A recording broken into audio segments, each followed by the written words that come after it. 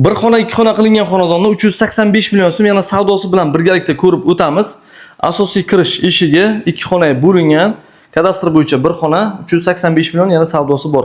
Birinchi xonasi yotoqxona qilishga mos holatda, to'liq ta'mir holatiga ega, faqatgina gilam parda qilish kerak va mebel texnikalarini olib kirsangiz bo'ldi. Bu zal qismi uzunligi adashmasam 5-6 metr atrofida.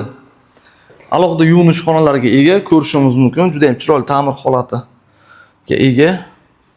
Marhamat, hojatxonasi va oshxonasini ko'rib o'tamiz. Oshxonasiga ovqat tayyorlash uchun sharoitlar qilib qo'yilgan.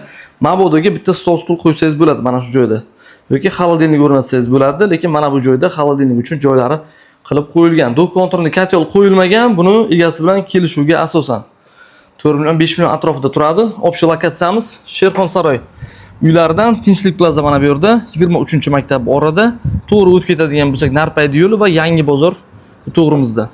Lokatsiya juda ham zo'r. Kimga ma'qul keladigan bo'lsa, eslatib o'taman, 385 million so'm so'ralyapti egalari tomonidan. O'tib beriladigan joyi bor albatta. 250 million atrofida pulimiz bo'ladigan bo'lsa, qolgan yetmay qolgan joyiga ipoteka qilsak bo'ladi, qolgan qismiga.